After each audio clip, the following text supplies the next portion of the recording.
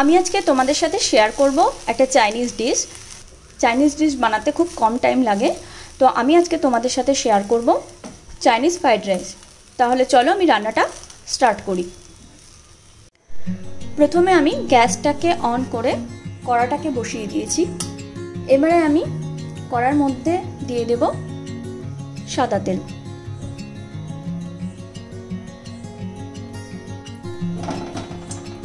তেলটা আমার গরম হয়ে গেছে। এবার আমি তেলের মধ্যে দিয়ে দেব রসুন কুচি, দেব লঙ্কা কুচি আর দেব পেঁয়াজ কুচি।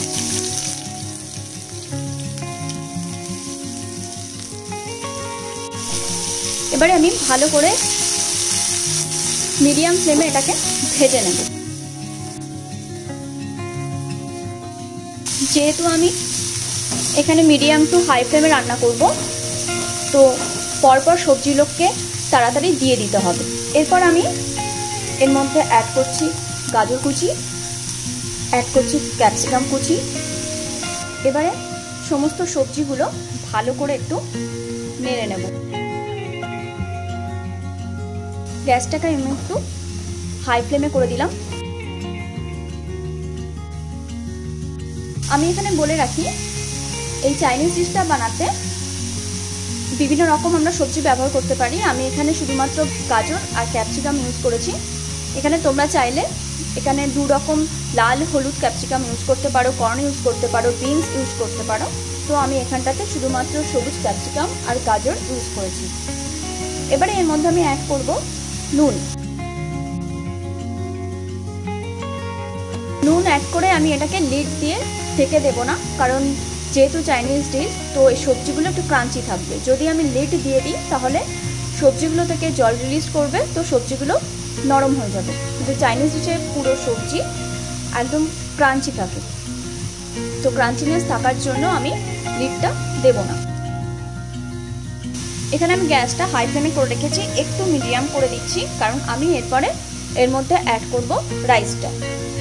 এবারেই আমি আস্তে আস্তে রাইসটাকে অ্যাড করে দিচ্ছি। আমি এখানে বলে রাখি যে রাইসটা কিন্তু একদম গলে যাবে না, একদম নরমও হবে, কিন্তু গোটা গোটা রাইস থাকবে।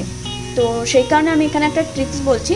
জল যখন ফুটে যাবে ভালো মতো, তখন আমরা চালটাকে ধুয়ে জলের মধ্যে দেব, আর সাথে একটুখানি সাদা তেল যদি আমরা দিয়ে দিই তাহলে ভাতটা গায়ে গায়ে লেগে যাবে না আর সুন্দরভাবে সেদ্ধ হয়ে যাবে।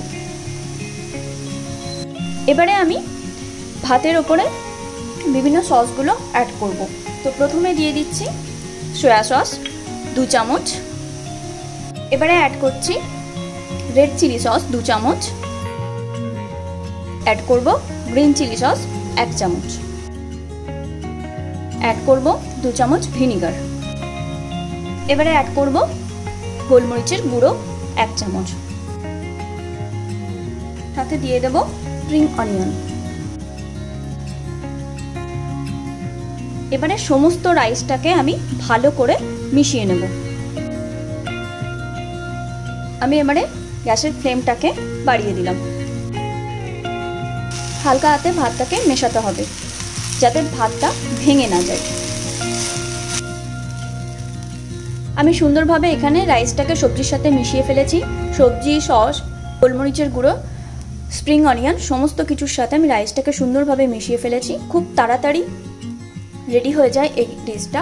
তো আমারও এখানে কমপ্লিট হয়ে গেছে চাইনিজ ফ্রাইড রাইস।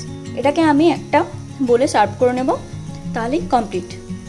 এই রান্নাটা যদি তোমাদের ভালো লেগে থাকে তাহলে অবশ্যই লাইক, শেয়ার, কমেন্ট করো, আর অবশ্যই আমার চ্যানেলটাকে সাবস্ক্রাইব করে দিও। দেখা হচ্ছে নেক্সট দিন অন্য কোনো একটা রেসিপি নিয়ে।